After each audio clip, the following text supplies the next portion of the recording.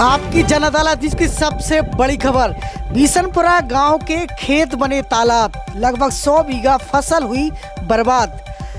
सिंचाई विभाग के अधिकारियों की लापरवाही के चलते अमहा माइनर बम्बा में अत्यधिक पानी छोड़ा गया, जिससे किसानों की लगभग 100 बीघा फसल बर्बाद हो गई है। इससे किसानों की स्थिति भूखों मरने की कगार पर पहुंच चुकी है। किसानों ने शासन से मुआवजे की मांग की है। देखिए आपकी जन अदालत न्यूज की खास रिपोर्ट मेरे साथ। नमस्कार, आपकी जन अदालत न्यूज से मैं हूं राजा भैया पाल। मैं इस समय भिंड जिले के दभो मोजे में हूं, जहां पर से किसानों की लगभग 100 बीघा फसल बर्बाद हो चुकी है। खेतों में पानी ऊपर तक चल रहा है। जिस तरीके से तस्वीरों में हम आपको लाइव तस्वीरें दिखा रहे हैं, ये वही तस्वीरें हैं जो आज खेत तालाब के रूप में तब्दील हो चुके हैं। मेरा नाम नरेंद्र कुमार दौरे है सर। क्या समस्या क्या है? मेरी समस्या यह है कि बड़े मुश्किल में से तो मुझे खाद बीज मिला है, बहुत लड़ाई बड़ाई से हर तेजी से रात दिन डले रहे हैं, और जो भी खाद बीज मैंने बो दिया है फसल में, तो ऊपर से नहर आई है 3 तारीख की रात में, मगर मैंने शादी बच्ची की करी है।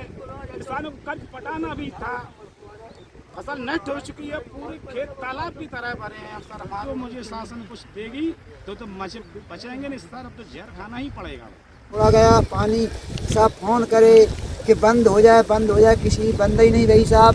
सब बुरी तरह से किसान मर चुका है। सब 100 बीघा के लगभग नुकसान है साहब। हमारी तो है 4-5 बीघा, लेकिन 100 बीघा 125 बीघा का नुकसान बिल्कुल बुरी तरह से हो गया है। तालों के साथ खेत भरा है साहब, बस कुछ नहीं बचा है।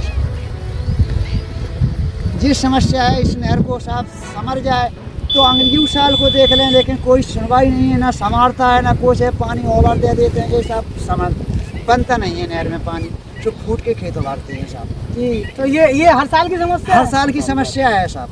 नुकसान हुआ है क्या? कम से कम 100 बीघा के लगभग नुकसान है। आपकी कितनी बीघा की खेती थी? हमारी कम से कम 10-12 बीघा खेती। अधिकारियों से बात की आपने? हाँ, कुछ लोगों को सूचना पहुंचाई है, लेकिन अभी तक कुछ। इधर देख सकते हैं 2-3 जगह नहर फूटी है, फिर भी इस समय कितना पानी चल रहा है। और आज तक जब से नहर बनी, कभी भी इस नहर में कभी भी कोई सफाई अभियान नहीं चलाएगा। देख सकते हैं आप कितने बबूल खड़े हैं, देखिए आप कम से कम। और एक भी जगह यहाँ सबसे बड़ी समस्या क्या है कि गूल नहीं है, तो किसानों के खेतों तक पानी भी नहीं पहुँचता। और जो मेन किसान है, जो जिनकी ज़मीन नहर से लगी है, वही अपने स्वयं के खर्चे से जो थोड़ी बहुत मरम्मत कराते हैं उतना ही कर सकते हैं। लेकिन वर्तमान में हर प्रति वर्ष, पिछली वर्ष भी कम से कम 30-35 बीघा का नुकसान हुआ था। इसके पहले भी कम से कम 40 बीघा का नुकसान हुआ था। मुआवजा मिला आपको? अभी तक नहीं, कभी नहीं।